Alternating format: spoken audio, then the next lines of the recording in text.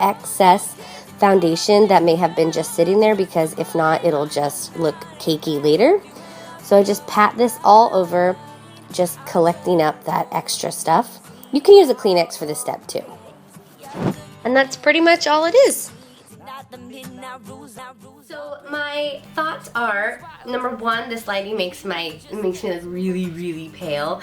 I'm actually not that pale. The colors that I used were, for the double wear, is 1N2 in Ecru, and the Perfectionist is 2N1 in Desert Beige. And that's only because they didn't have this color, they don't carry it in this line. So this is the closest to this color. So if you are Ecru, this Desert Beige is going to be your closest color. Let's talk about the double wear. The double wear is a thicker formulation. You don't need as much, but it also dries a lot faster. So you have to really work it in really fast. This one does not have a pump either. It just looks like this little bottle. You can use the MAC pumps. They do fit perfectly. I just don't have one. And then the Estee Lauder one does have a pump, so I like that. The double wear is more of a fuller foundation. It definitely, it's more of a fuller coverage foundation. It definitely gives you more of like a, not cakey, but you know, flawless. It looks flawless. It doesn't look like a real, like your real face, you know what I mean? Like it doesn't show anything through it. I just set them both with my MAC.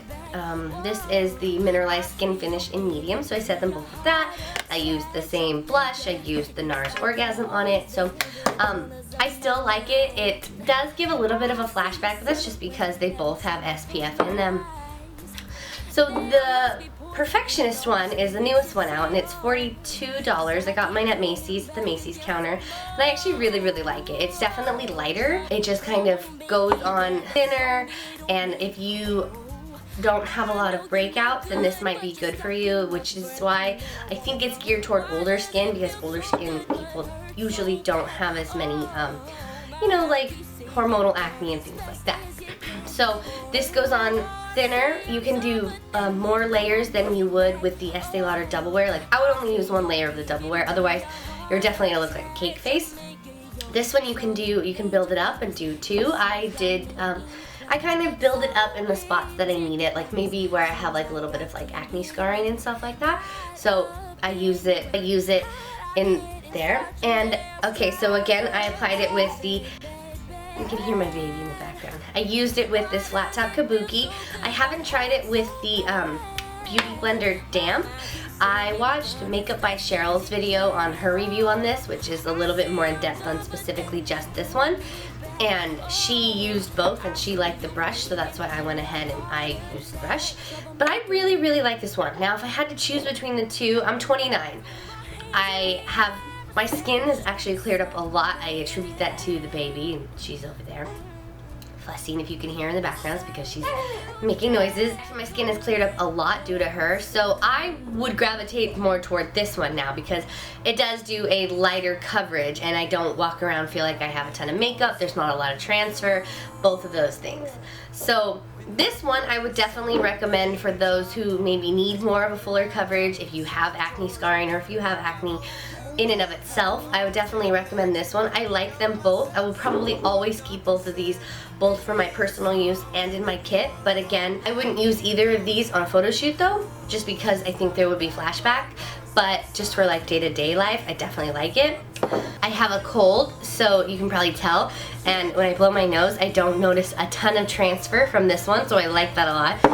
The worst thing ever is when you have to go somewhere and you have a cold. Like, I had a cold like this once when I interviewed for MAC, and I had a full face of makeup on, and I was blowing my nose constantly, and my nose makeup was like transferring all over the place, and it was off. I like a foundation that doesn't transfer, especially because I'm also leaning up against the baby and stuff like that. I'm just really liking Estee Lauder. I don't know why, I'm kind of gravitating toward it. I really feel like they have a really nice, high quality line. Estee Lauder also owns a bunch of other makeup companies. They own MAC. I believe they own, I can't think off the top of my head who else they own, but I know for sure that Estee Lauder owns MAC because when I got paid, it was from the Estee Lauder group. So I just really think they have a really high quality line. I really like their skincare. I like their foundations and stuff like that. I'm not a huge fan of their eyeshadows. I just don't really like them. But as far as skincare goes, foundation, eye care, skincare, cover up, concealer, I really like the Double Wear concealer. Love all of that. So again, if you're younger and you kind of want to do like a full face of makeup and you want a really strong, like smooth canvas, I recommend the Double Wear.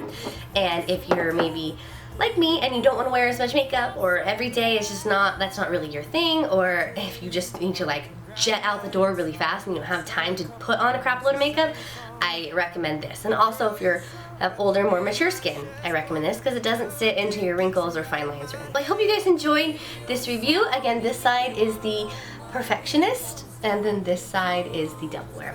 You can't really tell a difference, so. I will talk to you all in my next video. Bye!